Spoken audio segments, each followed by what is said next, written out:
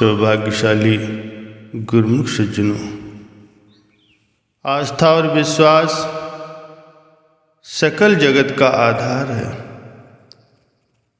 सांसारिक दृष्टिकोण से देखा जाए तो बड़े बड़े उद्योगपति व्यापारी विश्वास के आधार पर ही अपनी फैक्ट्रियों में उत्पादित सामान को आगे छोटे उद्योगपतियों में बांटकर अपने कारोबार को विशाल रूप देते हैं।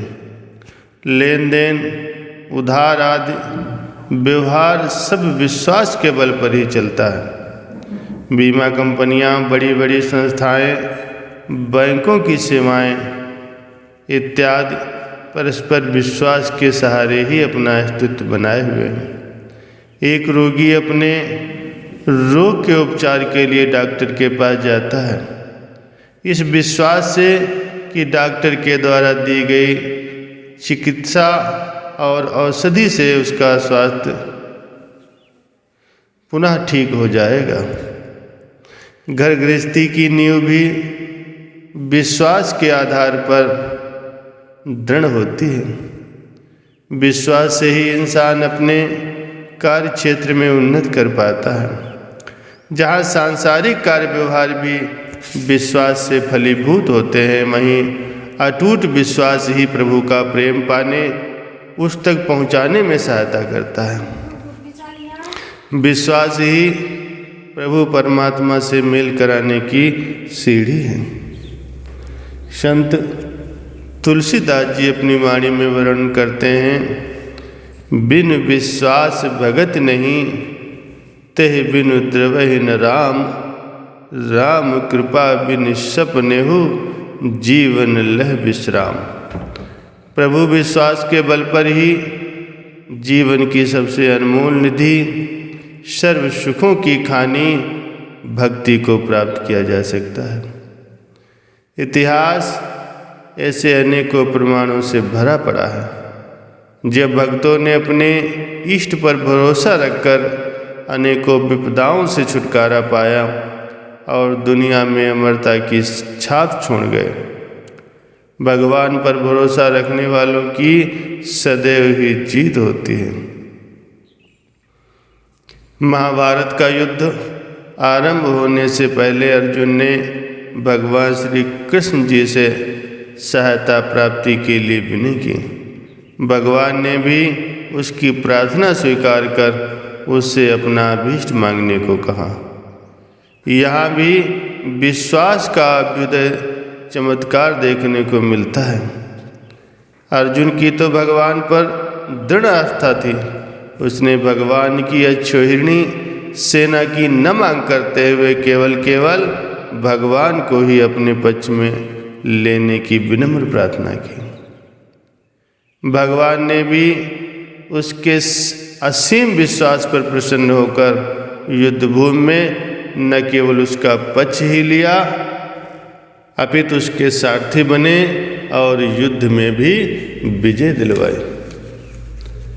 धन्ना जाट ने तो विश्वास के बल पर पत्थर में ही भगवान को प्रकट कर लिया था। भगवान भी अपने भक्तों के वशीभूत हो गए और उनके अनेकों कारज संवार दिए। इस संसार में संत सद्गुरु करुणा के साकार रूप होते हैं। जो भी जिज्ञासु पूर्ण आस्था रखकर उनकी चरण शरण ग्रहण करता है, वे इसके लोक परलोक के रक्षक बनकर उसे आवागमन से छुटकारा दिला देते हैं। संत सहजो बाई जी अपनी वाणी में वर्णन करती हैं, 84 काया पहर दुख सहे नाना त्रास, भली भई अब के कुशल चरण दास की आस। भावार्थ ये है कि 84 लाख योनियों में भरमते भरमते न जाने कितने दुख सहे, परंतु अब अपने गुरुदेव चरणदास जी के चरणों का भरोसा रखकर सब ओर कुशल ही कुशल है। जिसने भी प्रभु पर अपना विश्वास रखा, उसका सदैव ही मंगल हुआ है। एक कथा है, एक निर्धर ब्राह्मण जो सदैव भगवान की भक्ति में एवं भक्तों की सेवा में ही रत रहता था।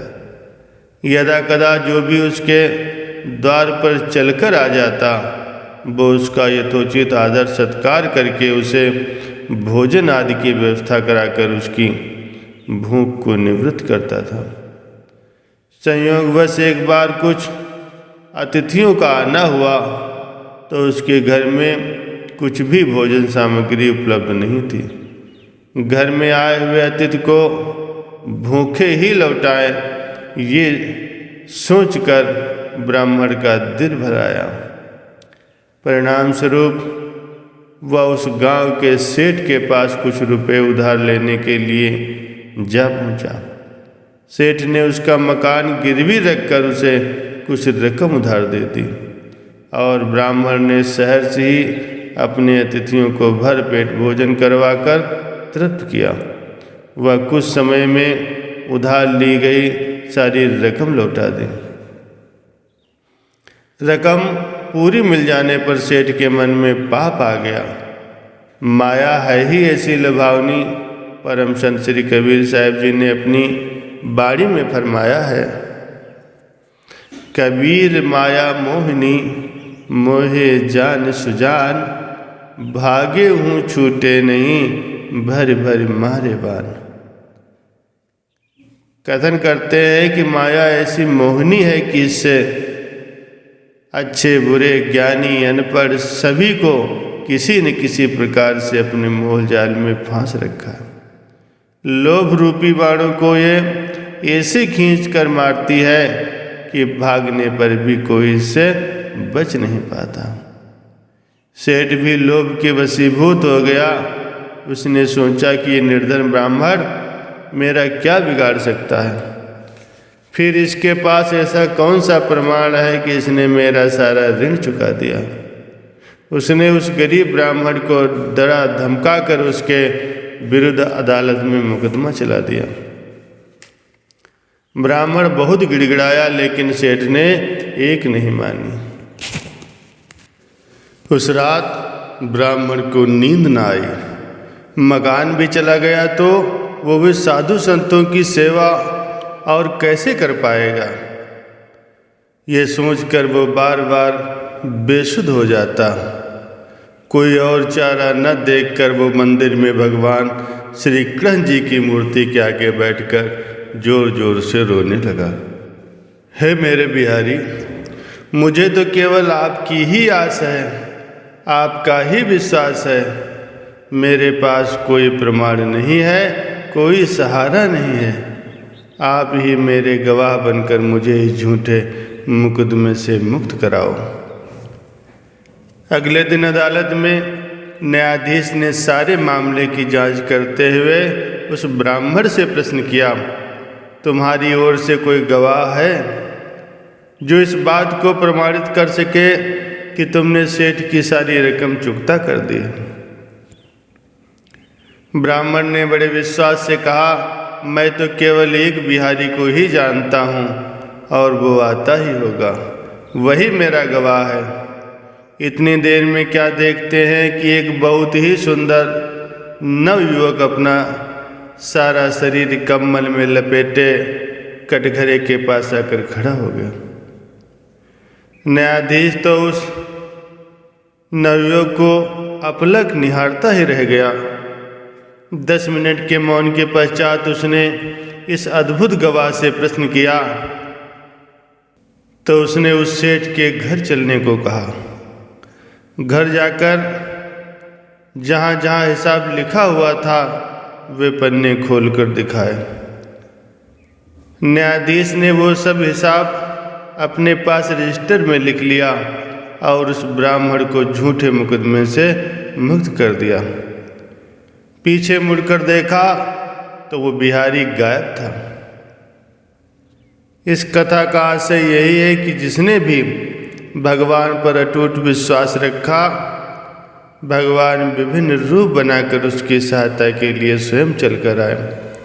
भगवान ने अपने भक्तों पर किसी भी प्रकार की आँच नहीं आने दी। संत तुलसीदास जी प्रभु के चरण कमलों में यही हार्दिक प्रार्थना करते हैं। एक भरोसा एक बल एक आस विश्वास, स्वाति सलिल सतगुरु चरण चात्रिक तुलसीदास।